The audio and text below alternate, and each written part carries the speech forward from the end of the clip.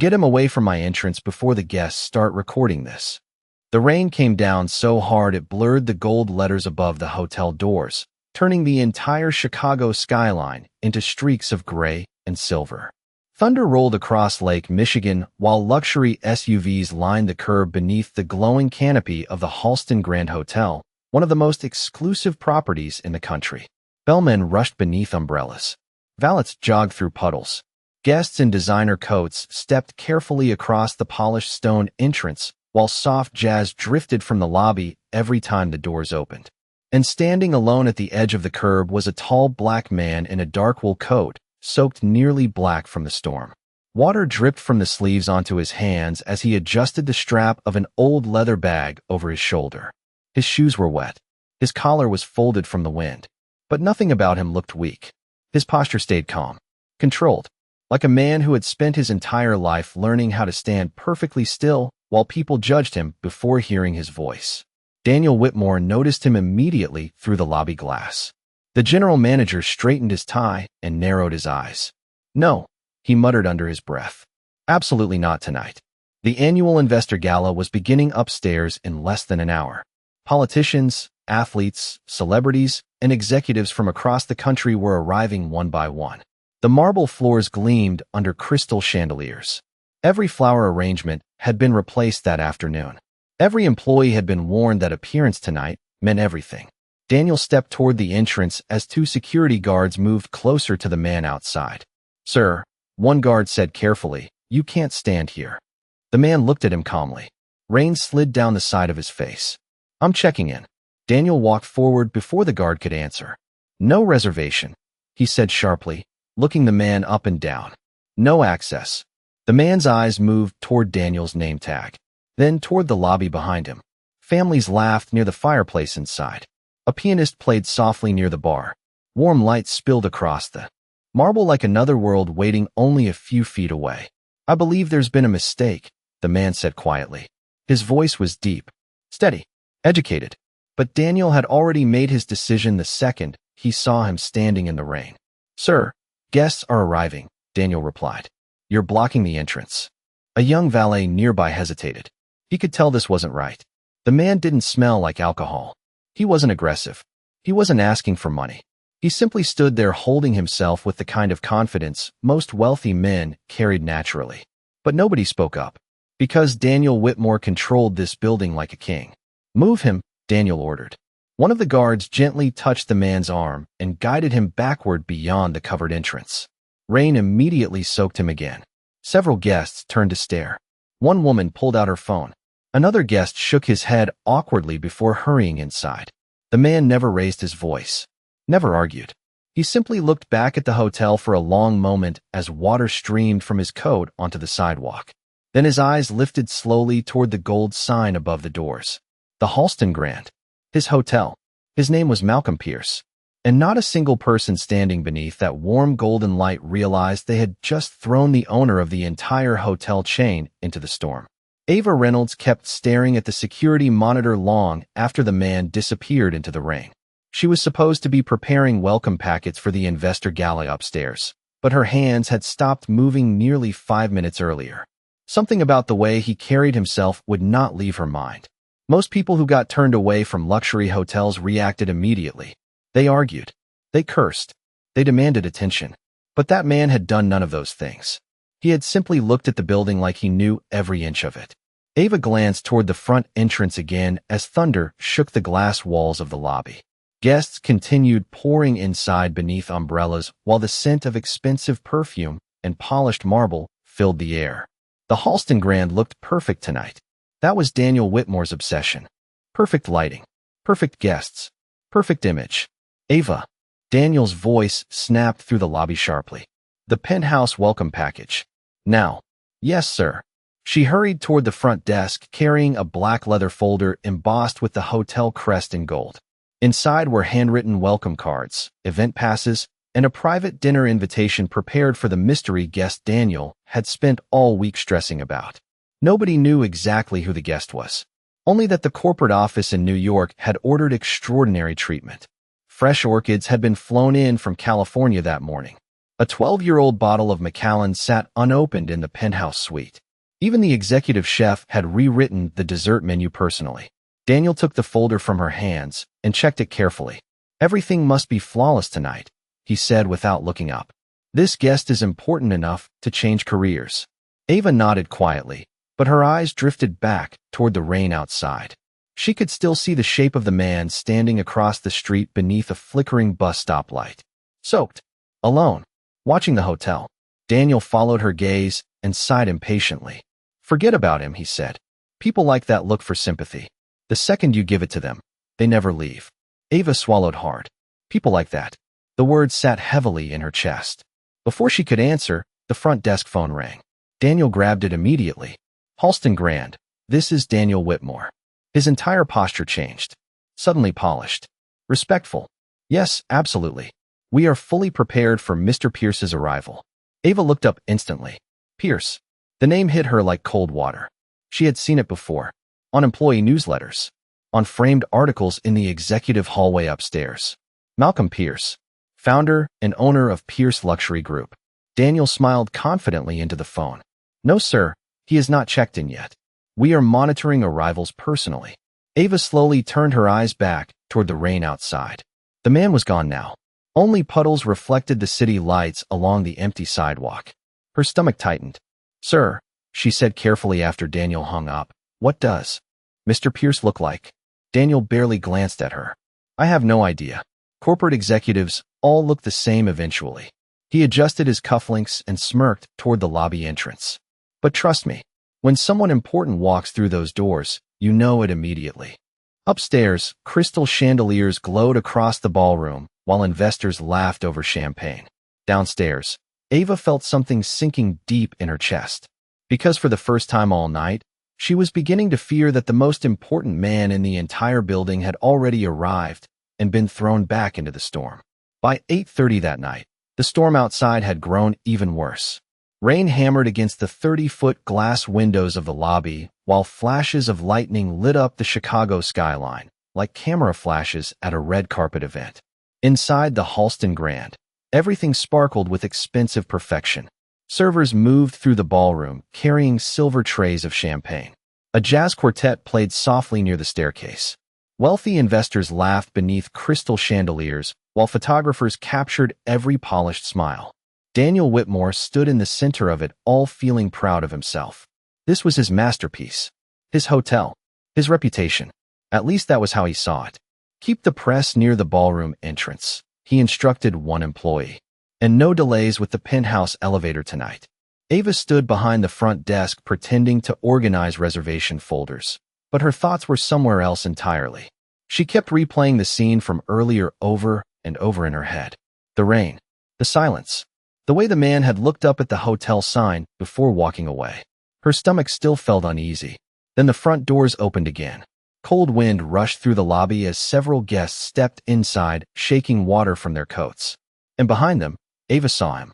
Malcolm Pierce walked calmly through the revolving door, wearing the same soaked black coat from before. Water dripped softly onto the marble floor as conversations nearby began slowing one by one. Something about his presence changed the air instantly.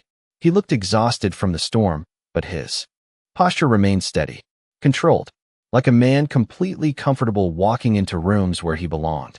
Ava's heart immediately started racing. Daniel turned toward the entrance and froze for half a second before his expression hardened again. "You," he said sharply as he approached. "I thought security already handled this situation."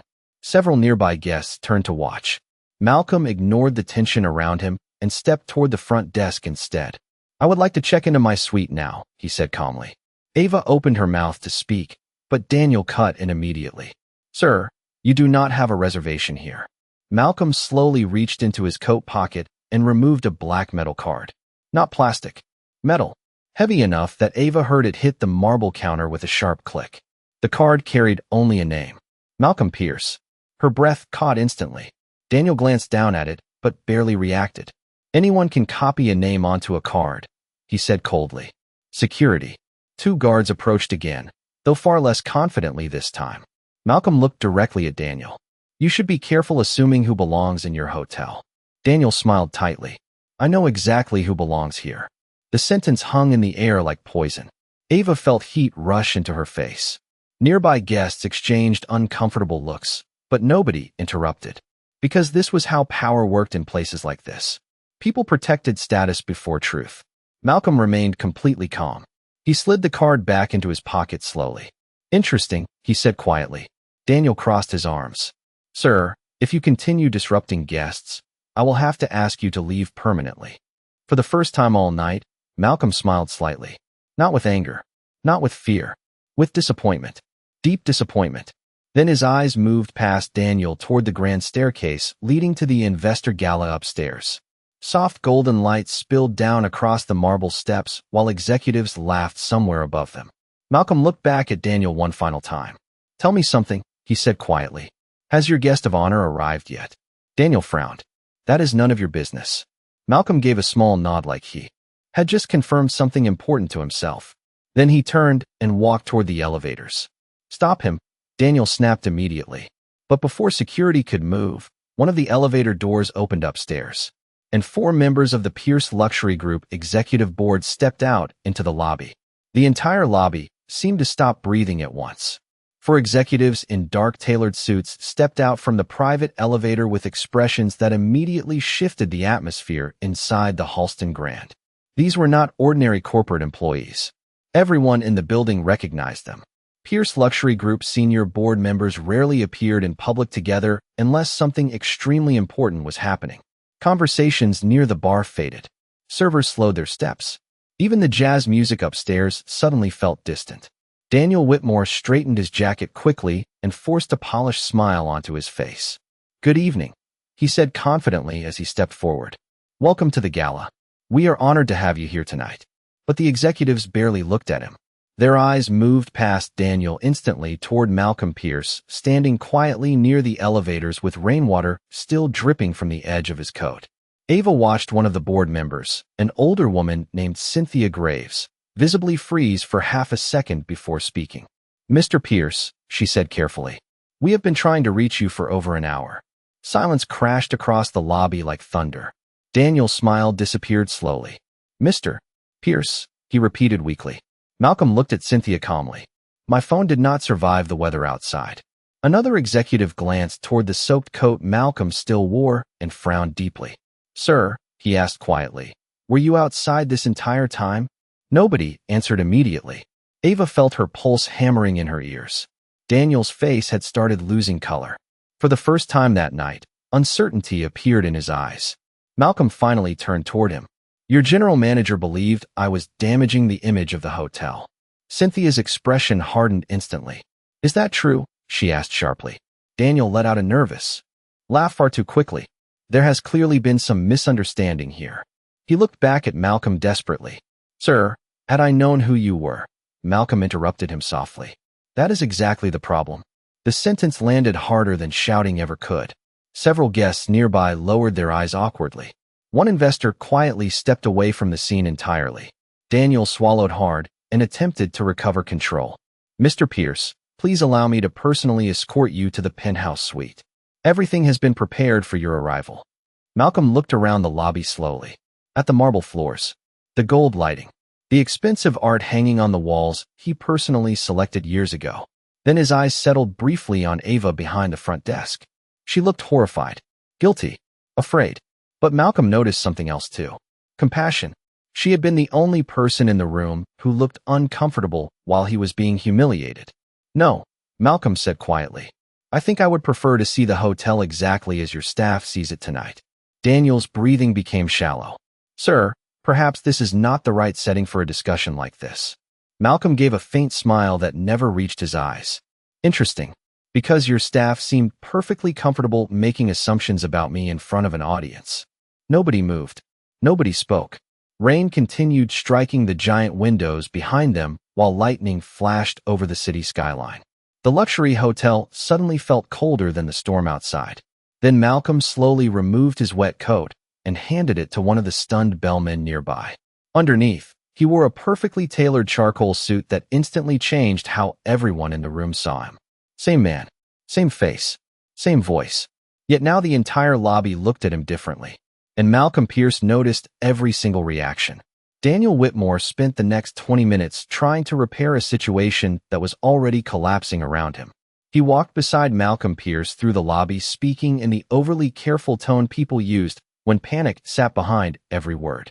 "Sir, I sincerely apologize for the confusion earlier," he said while forcing a smile that looked weaker every second. "Unfortunately, we deal with security concerns constantly during events like this." Malcolm said nothing.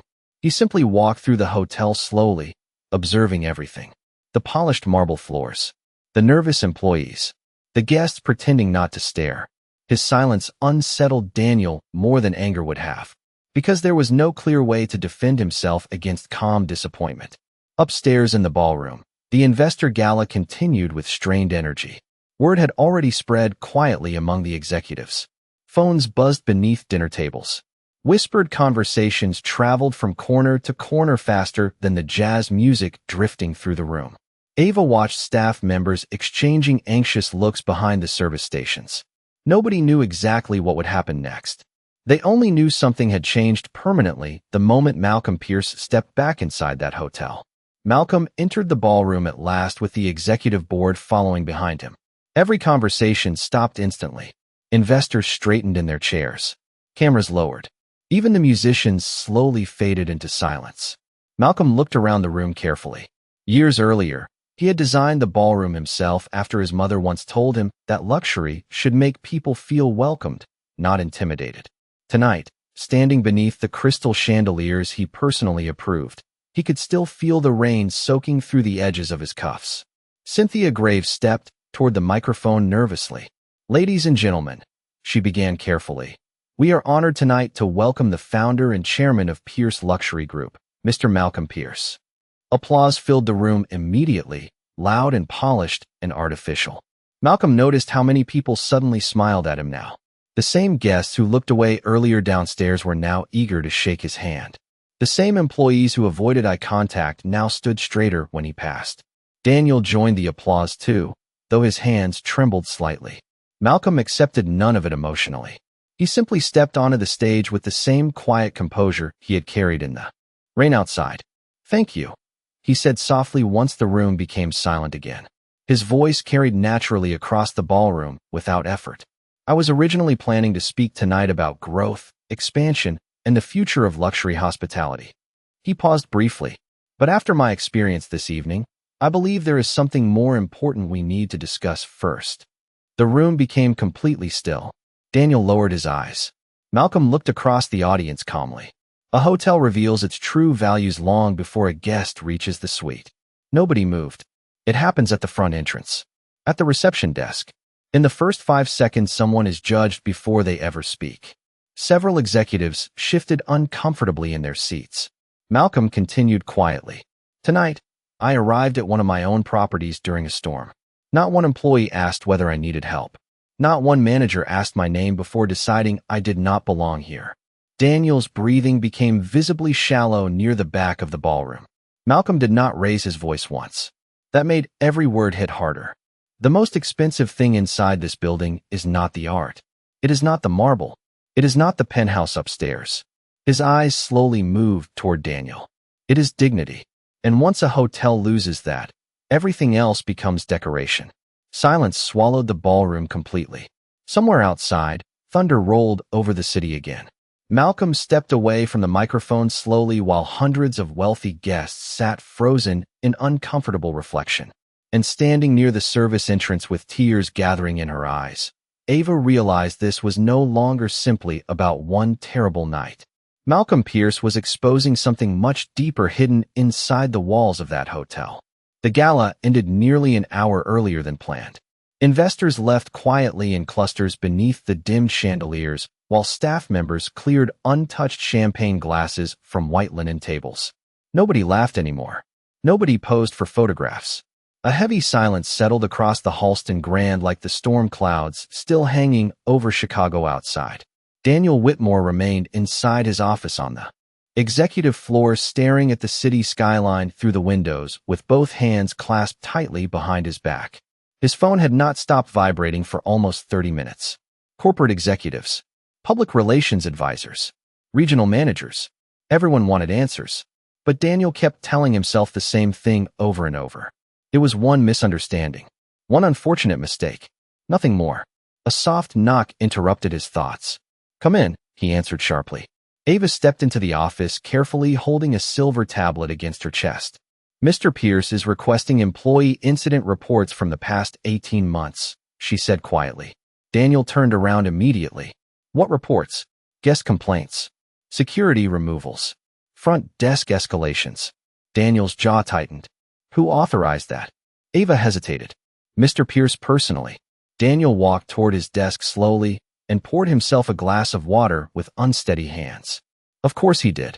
He forced a laugh that sounded thin and nervous. "This is becoming theater now." Ava remained silent. Daniel looked at her sharply. "You think I am racist too?" The question caught her off guard completely. "No, sir, I did not say that. But you are thinking it." He stepped closer. "You know what my job is, Ava? Protecting standards. Protecting the image of this hotel. Wealthy guests expect a certain environment." Ava lowered her eyes carefully. "Sir, I think guests expect respect too." Daniel stared at her for several seconds without speaking. Then he dismissed her with a wave of his hand. "Just bring him the reports." Ava left quickly, her heartbeat pounding in her chest. Downstairs, Malcolm Pierce sat alone in a private conference room overlooking the empty lobby. His wet coat now hung neatly beside the door, while folders and digital files covered the long walnut table in front of him. Cynthia Graves stood nearby reviewing documents with visible concern. "There are patterns here," she said quietly. Malcolm continued reading silently. Complaint after complaint. Descriptions repeating themselves over and over. Black guests asked for extra identification. Families followed by security near luxury stores inside. The hotel. Reservations questioned despite confirmations. One report described a black surgeon from Atlanta being mistaken for a delivery driver. Another involved a retired black couple denied access to the executive lounge, while white guests entered freely without question. Malcolm closed the folder slowly. "How long has this been happening?" Cynthia sighed heavily. "Long enough that employees stopped questioning it." Malcolm leaned back in his chair quietly. The pain in his expression was deeper now. Not anger. Disappointment. The kind that came when something built with pride became corrupted by people trusted to protect it. Ava entered the room, carefully carrying another stack of files. "These are the remaining incident reports, sir." Malcolm looked up at her gently. "Thank you, Ava." She nodded nervously, then hesitated before speaking again. "Sir, I am sorry I did not say anything earlier." Malcolm studied her face for a moment. "You noticed what was happening?" Ava swallowed hard. "Yes." "And you felt afraid to challenge it." Her eyes lowered immediately. Malcolm gave a small nod. "Then the problem is larger than one manager." Outside the conference room windows, the massive hotel lobby sat nearly empty now. Golden lights reflected across polished marble, while rain continued sliding slowly down the glass walls. Beautiful, expensive, elegant. And for the first time since opening the property years ago, Malcolm Pierce realized the hotel had been teaching people who belonged there and who did not. By midnight, nobody inside the Halston Grand could pretend the problem was isolated anymore. Malcolm Pierce had ordered a full internal review, and the deeper executives looked into the hotel records, the uglier the pattern became. Staff members who had stayed silent for years suddenly looked terrified that someone was finally asking questions. In private offices and service hallways, nervous whispers spread faster than official announcements. Employees who once praised Daniel Whitmore's leadership now avoided eye contact whenever his name came up. Ava sat inside a small conference room with two human resources directors while reviewing archived guest complaints on a laptop screen. Each file felt heavier than the last. One involved a black attorney from Washington who was repeatedly asked whether she could afford the presidential suite despite arriving in a chauffeured Bentley. Another described a teenage black honor student being followed through the hotel gift shop, while white teenagers ran freely through the lobby laughing loudly without interruption. The reports stretched back years. Some guests never returned. Some demanded refunds. Many simply left quietly after being made to feel unwelcome. Ava closed the laptop slowly. "How did nobody stop this?" she whispered. One of the directors sighed deeply. "Because Daniel produced profits." Across the hotel, Malcolm continued meeting privately with employees one by one. He did not threaten anyone. He did not yell. He simply asked questions calmly, and people started telling the truth. A senior concierge admitted that Daniel often instructed staff to watch certain guests more carefully. A valet revealed that luxury vehicles driven by black guests were regularly double-checked against reservations, while white guests were waved through immediately. Even one of the security guards who escorted Malcolm into the rain finally confessed he felt uncomfortable that night, but feared losing his job if he challenged Daniel publicly. He always talked about protecting the hotel image, the guard admitted quietly. Malcolm listened carefully without interrupting. Every confession added another crack to the polished image Daniel had built around himself. Meanwhile, Daniel remained isolated inside his office reviewing financial reports nobody cared about anymore. The numbers had always protected him before. Revenue growth, investor satisfaction, luxury rankings. For years, corporate leadership praised him as one of the strongest managers in the company. But tonight those achievements suddenly felt small compared to what was surfacing underneath them. His assistant knocked softly before entering. "Sir," she said nervously, "there is something online you should probably see." She handed him a tablet already playing a video clip. Daniel's stomach dropped immediately. The footage showed Malcolm standing outside the hotel earlier that evening while rain poured across the entrance canopy. Someone had recorded the moment security pushed him away from the doors. The video had already spread across social media with millions of views in only a few hours. Comments flooded beneath it faster than they could be counted. People were furious. News accounts had started reposting the footage. Civil rights organizations demanded investigations into luxury hospitality discrimination. Daniel stared at the screen in horror as the video replayed again and again. The comments hurt most, not because people were angry, but because so many viewers recognized the experience immediately. Thousands wrote about being judged the same way in expensive stores, restaurants, and hotels across America. Malcolm Pierce had accidentally become the face of something far bigger than one bad night. Downstairs in the nearly empty lobby, Malcolm stood alone near the massive windows overlooking the rain-soaked streets. Chicago glowed silver beneath the storm clouds while reflections shimmered across the marble floor around him. Ava approached carefully holding another folder of reports. "Sir," she said quietly, "there are more complaints from other properties too." Malcolm accepted the folder slowly. For several seconds, he simply stared out at the city before answering. Then this hotel was never the real problem. Ava looked at him uncertainly. Malcolm's reflection stared back from the glass beside the storm outside. Calm, focused, determined. "The problem," he said softly, "is what happens when people confuse luxury with exclusion."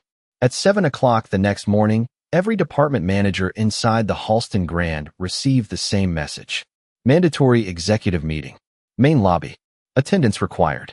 By 8 o'clock, the hotel staff stood gathered beneath the towering crystal chandeliers in complete silence. Front desk clerks, concierge staff, valets, security guards, housekeeping supervisors.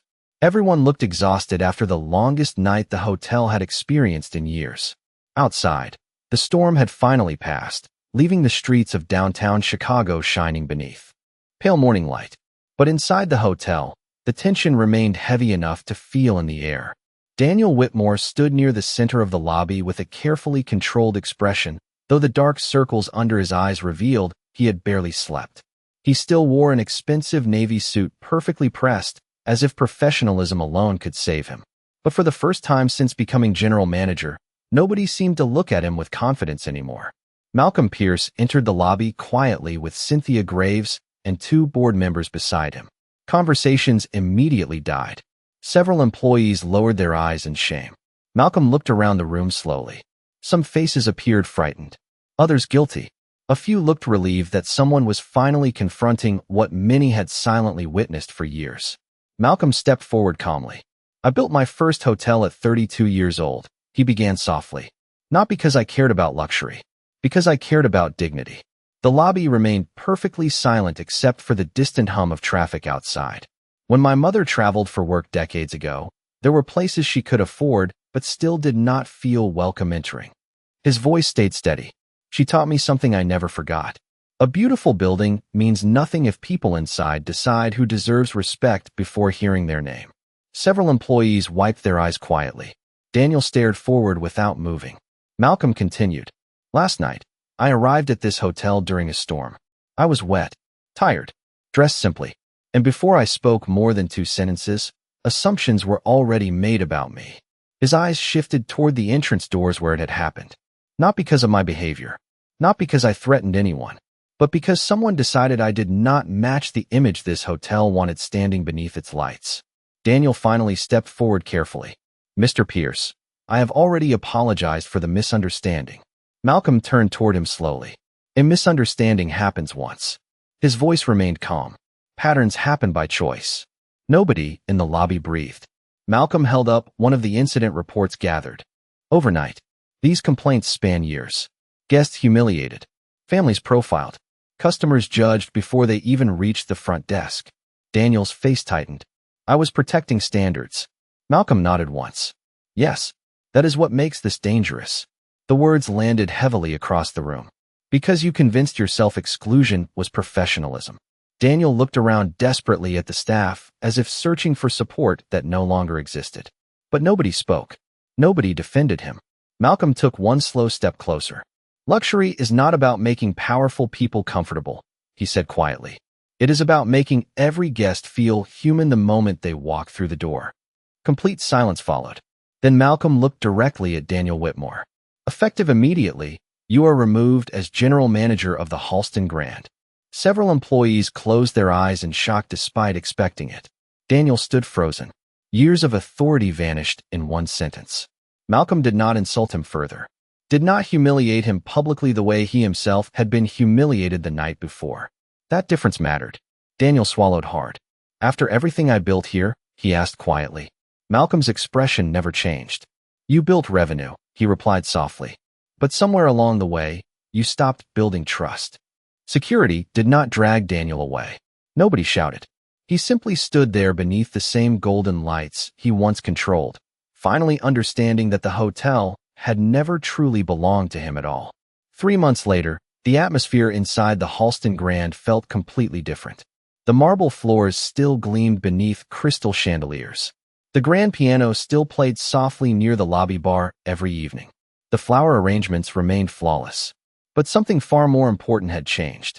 People no longer walked through the hotel wondering whether they belonged there. Malcolm Pierce made certain of that personally.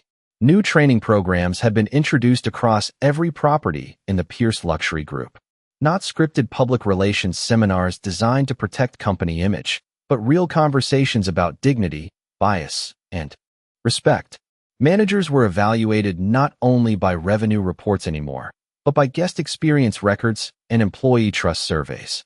Complaints that once disappeared quietly into filing cabinets were now investigated directly by corporate leadership. Some executives resisted the changes at first. Malcolm replaced them too, because for the first time in years, he was no longer interested in preserving appearances over principles.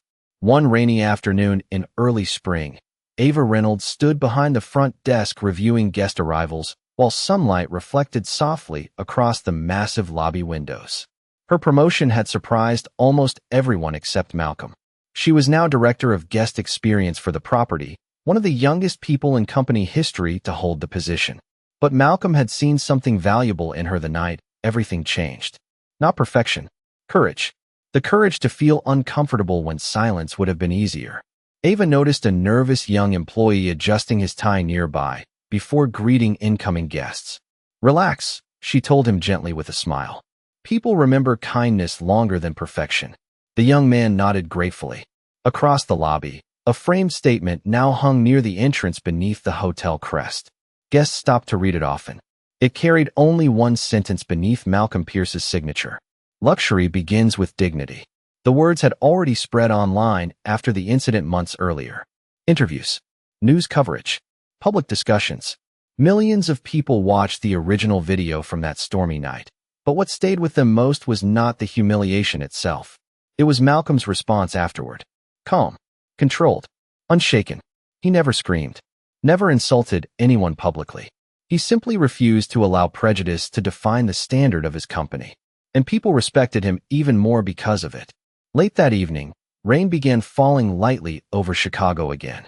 Ava glanced outside the lobby doors and paused. An older black man stood beneath the edge of the entrance canopy, holding a worn suitcase beside him while checking his phone nervously. His coat looked old. His shoes were soaked from the sidewalk. Puddles. 2 tourists brushed past him without noticing him at all. For a brief second, the memory of that terrible night returned to Ava instantly. The rain. The silence. Malcolm standing alone outside his own hotel. Ava walked toward the entrance herself before any employee could react first. She opened the large glass door warmly. "Good evening, sir," she said with genuine kindness. "Welcome to the Halston Grand." The older man looked surprised for a moment, then relieved. "Thank you," he answered softly. Ava smiled. "Let us get you dry." Inside the lobby, guests continued talking beneath golden lights while soft piano music drifted across the marble floors. Somewhere upstairs, Malcolm Pierce stood in his office overlooking the city skyline through the rain-covered windows. He noticed Ava helping the guest inside below and allowed himself the faintest smile. Because that was always the real victory. Not removing one manager. Not repairing public image. But changing what happened the next time someone walked through those doors carrying the weight of being judged before they even spoke.